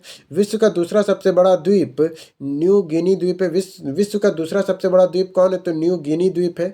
ग्रीनलैंड निम्न देशों में से किस देश का भाग है? तो ग्रीनलैंड डेनमार्क का एक भाग है। ग्रीनलैंड किसका एक भाग है? तो डेनमार्क का एक भाग है। इनमें से कौन सा द्वीप क्षेत्रफल में सबसे बड़ा है? तो बोर्नियो द्वीप क्षेत्रफल में सबसे बड़ा है। फिजी द्वीप अवस्थित है प्रशांत महासागर में। फिजी द्वीप कहाँ अवस्थित है? तो प्रशांत महासागर में। भौगोलिक क्षेत्र की दृष्टि से जापान का सबसे बड़ा द्वीप कौन सा है? तो होंशु द्वीप है। भौगोलिक क्षेत्र की दृष्टि से जापान का सबसे बड़ा द्वीप कौन सा है? तो होंशु है। निम्नलिखित में से किस देश में सर्वाधिक द्वीपें हैं? तो इंडोनेशिया में सर्वाधिक द्वीप है। इंडोनेशिया में सर्वाधिक द्वीप है। इंडोनेशिया में 17,508 द्वीप है। फिलीपींस में 7,600, मालदीव में 1100, क्यूबा में 4,000 द्वीप है। झील और प्रपात में उत्तरी अमेरिका में नियाग्रा जलप्रपात किन दो झीलों से मिलती है? तो ओरिटियल झील और इरी झील से। ऑट्रियल झील और इरी झील से। हिंद महासागर और लाल सागर में कौन सी जल संधि जोड़ती है? तो बार अलमंदेव की संधि से। हिंद महासागर और लाल सागर को कौन सी जल संधि जोड़ती है? तो बाल अलमंदेव की संधि से जोड़ती है नहरें। स्वेज नहर किसको जोड़ती है? तो लाल सागर और भूमध्य सागर को। स्वेज नहर किसको जोड़ती है? तो लाल सागर और भूमध्य सागर को जोड़ती है। मलक्का जल संयोजक से में आने जाने की सुविधा है हिंद महासागर से चीन सागर तक। मलक्का जल संयोजक से आने जाने की सुविधा कौन देता है? तो हिंद महासागर से चीन सागर तक। निम्नलिखित कथनों पर विचार कीजिए। करते हैं सतत क्षेत्रफल के हिसाब से विक्टोरिया झील दुनिया की तीसरी सबसे बड़ी मीठे पानी की झील है और इसकी सीमा तंजानिया, युगांडा, रवांडा और केन्या से लगती है। फिर आता है पनामा नहर जोड़ती है प्रशांत महासागर और अंध महासागर को। पनामा नहर किसको जोड़ती है? प्रशांत महासागर और अंध महासागर को जोड़ती है। दुनिया के कुल बड़े बांधों की संख्या में लगभग आधा हिस्सा किस देश में है? तो आधा कुल बड़े बांधों में से 15 मीटर या उससे अधिक किलोमीटर से अधिक बांधे चीन में है। प्रवाल भित्तियाँ। अंडू प्रवाल द्वीप किस सागर में स्थित है? तो अल्डू प्रवाल द्वीप किस में है? तो ये भारतीय महासागर में है। अल्डू प्रायद्वीप महासागर में हिंद महासागर में। वायुमंडल। ओजोन परत बनती है पृथ्वी की सतह से 15 से 20 किलोमीटर ऊपर वायुमंडल की परत में। पृथ्वी की सतह के ऊपर ओजोन परत की ऊंचाई कितना है? तो 15 से 20 मीटर है। निम्नलिखित में से किस क्षेत्र में भूमध्य सागरीय जलवायु प्रचलित नहीं है? तो कहाँ प्रचलित है? तो मध्य चिली में, केपटाउन में और एडिलेड में है। रातों की अपेक्षा ठंडी अधिक होती है। विकर्ण साफ रातों में मेघी रातों की अपेक्षा अधिक ठंडी होती है, क्योंकि विकर्ण के कारण होती है। हवाएं गुजरने वाली 40 क्रुद्ध 50 सीखने वाली 60 पवनें पृथ्वी के किस गोलार्ध में तो दक्षिणी गोलार्ध में है। मानसून का निर्वर्तन इंगित करता है साफ आकाश को, बंगाल की खाड़ी में अधिक दाब की परिस्थितियों को, स्थल में तापमान के बढ़ने से। पवन पृथ्वी पे घने वन अधिकतम मिलते हैं विषुवत रेखा के पास। टेंगा की कोणधारी वन प्रदेशों में विकसित होने वाली मुख्य मृदा पॉडजॉल है। पॉडजॉल है। विश्व में सबसे कौन सा देश मुलायम लकड़ी और लकड़ी की लुगदी का सबसे बड़ा उत्पादक और निर्यातक है, तो वो कनाडा है। फिर आता है विश्वतीय जलवायु। विश्व जलवायु त्रिनाथ के अनुसार विश्व भारत की जलवायु किस प्रकार की है, तो सवाना है। भारत की जलवायु कैसी है, तो यहाँ पे उष्ण कटिबंधीय जलवायु। यहाँ पे भारत की जलवायु कैसा, उष्ण कटिबंधीय जलवायु पश्चिमी घाट और त्रिपुरा में। उष्ण कटिबंधीय सवाना जलवायु तटीय प्रदेशों और प्रायद्वीपीय भारत में। स्टेपी जलवायु है महाराष्ट्र तेलंगाना और प्रदेश में। स्टेपी जलवायु है उष्ण कटिबंधीय स्टेपी जलवायु है गुजरात पूर्वी राजस्थान में। शुष्क जलवायु अरावली के पश्चिम में। आर्द्र उष्ण कटिबंधीय जलवायु पंजाब से असम के मध्य, और आर्द्र पर्वतीय है हिमाचल प्रदेश उत्तराखंड में है। अत्यधिक गर्मी पड़ती है सहारा और मरुस्थल में। अत्यधिक ठंडा पड़ता है और अटलांटिका में। अत्यधिक वर्षा होती है चेरापूंजी में। अत्यधिक सूखा है चिली में। मृदा किस मिट्टी में कोशिका कैपिलरी में सबसे अधिक प्रभावशील होती है, तो वह चिकनी मिट्टी में है। मृदा संरक्षण व प्रक्रम में जिसमें जिसमें मृदा को नुकसान से सुरक्षित किया जाता है। मृदा संरक्षण व प्रक्रम में जिसमें मृदा को नुकसान से सुरक्षित किया जाता है। मृदा संरक्षण व प्रक्रम में जिसमें मृदाओं को नुकसान से सुरक्षित किया जाता है। भौगोलिक अपवर्तन चक्र की संकल्पना में इनमें से किसने प्रस्तुत किया था, तो W.S. डेविस ने किया था। टेरारोसा का प्रारूपिक विकास उस भूभाग में होता है जिसमें चूना पत्थर होता है। अफ्रीका के मूलभूत जनजातियों में पिग्मी किस नदी घाटी में पाई जाती है, तो कांगो में। अफ्रीका के मूलभूत जनजातियों में पिग्मी किस नदी घाटी में पाई जाती है, तो कांगो में। पिग्मी निवासी है अफ्रीका में। पिग्मी जो निवासी है वो कहाँ के है, तो वो अफ्रीका से है। कॉस्मिको निवासी होते हैं। एस्मिको निवासी है कनाडा से। निम्नलिखित में से कौन सा जोड़ा बेमेल है, तो पता नहीं। भाषाएं एस्पेराटो क्या है, तो एक विश्व भाषा के रूप में कार्य करने के लिए बनाई गई एक कृत्रिम भाषा है एस्पेराटो। आर्थिक भूगोल शहतूत जो विश्व में सबसे बड़े सुंदर और गर्म और हल्का ऊन माना जाता है, कहाँ पैदा होता है, तो शहतूत पैदा होता है चीन में। वह देश जो विश्व में मौसम रेशम का सबसे बड़ा उत्पादक है, तो वो चीन है। इसके बाद निम्नलिखित में से कौन सा देश विश्व में सबसे अधिक केसर उत्पादन करने वाला देश है, तो वो ईरान है। निम्नलिखित में से कौन 2020 में गेहूं का सबसे बड़ा उत्पादक है, तो वो चीन है। गेहूं का सबसे बड़ा उत्पादक है चीन।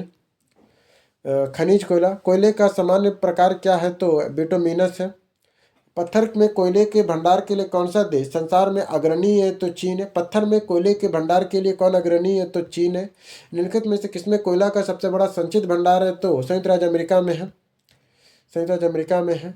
विश्व में सबसे अधिक कोयला उत्पादन करने वाला देश कौन सा है, तो वो चीन है।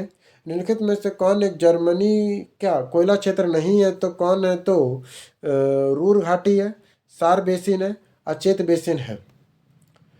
इसके बाद लाओस में लाओस का विक्योंग रोग नामक विश्व प्रसिद्ध भंडार स्थल किस देश में है, तो वो यूक्रेन में है। संयुक्त राज्य अमेरिका का रस्ट वाउल निम्नलिखित में से किस प्रदेश से संबंधित है, तो रस्ट वाउल संयुक्त राज्य अमेरिका के उत्तर पूर्वी में लाओस उत्पादन का एक आर्थिक क्षेत्र है। सोना किस देश में सालाना सबसे अधिक सोना उत्पादन होता है, तो चीन में होता है। किसमें कुलगड्डी में किस क्रिया द्वारा संपन्न होता है, तो सोना खनन से ले।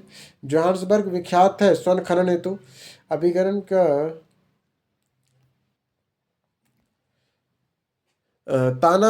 घाना तट में सोने के समृद्ध प्लेसर जमाव पाए जाते हैं, जिसमें ब्राजील में सोने की सिराएं पाई जाती है। किसी समय में यह महाद्वीप अटलांटिक तट के साथ एक साथ संयुक्त थे। फिर आता है एल्युमिनियम। विश्व में एल्युमिनियम का सबसे बड़ा उत्पादक यूएसए है। टिन मिलता है प्लेसर निक्षेपों में। टिन कहाँ मिलता है, तो प्लेसर निक्षेपों से टिन मिलता है। पेट्रोलियम संयुक्त राज्य अमेरिका में विश्व में निम्नलिखित में किस देश में सबसे बड़ा कच्चा तेल उत्पादक है, तो सबसे बड़ा कच्चा तेल उत्पादक कौन है, तो रूस है अभी के हिसाब से। तेल के कोष से सबसे ज़्यादा किस देश में है, तो तेल के कोष सबसे ज़्यादा वेनेजुएला में है।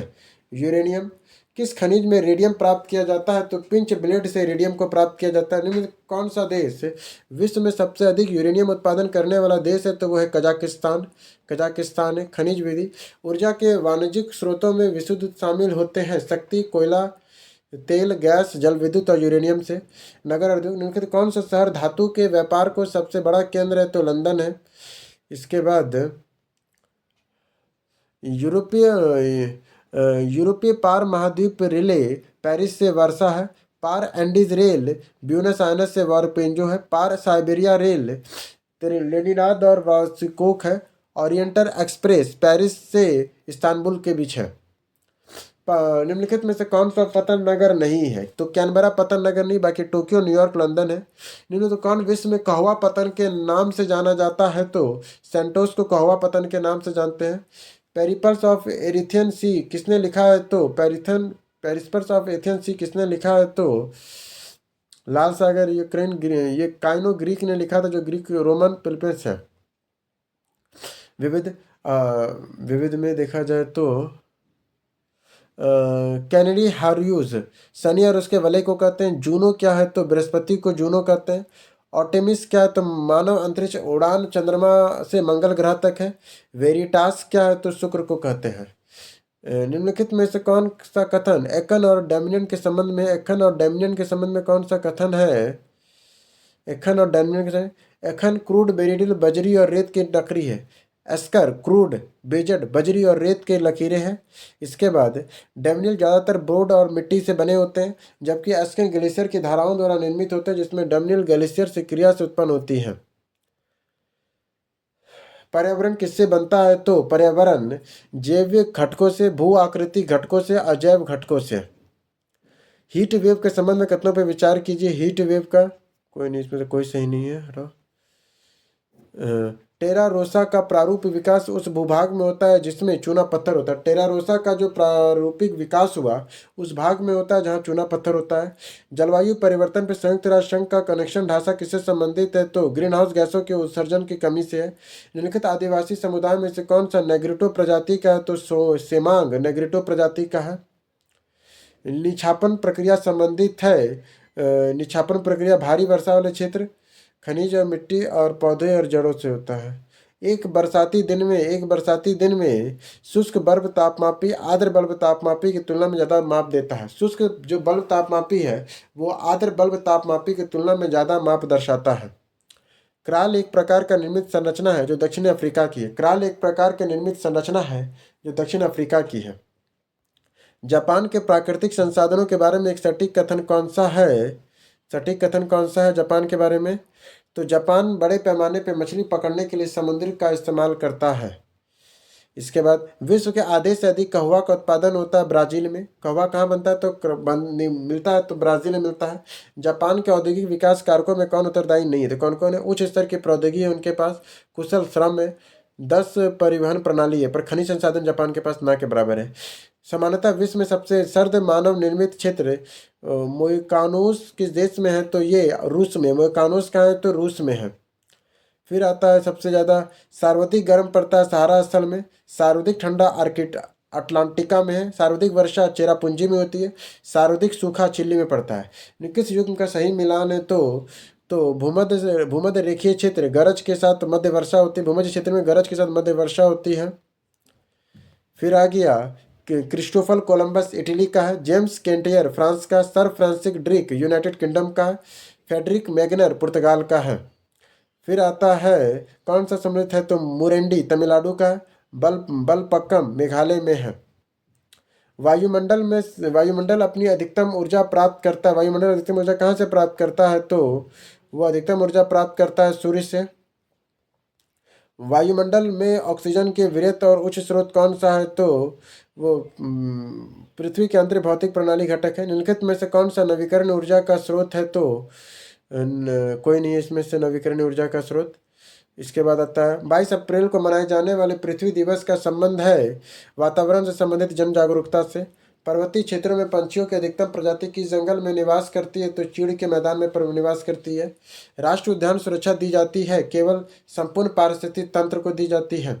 इस तरह करके हम लोग का ज्योग्राफी खत्म हो गया। जल्दी हम लोग मिलेंगे भारतीय अर्थव्यवस्था के साथ। तब तक के लिए धन्यवाद।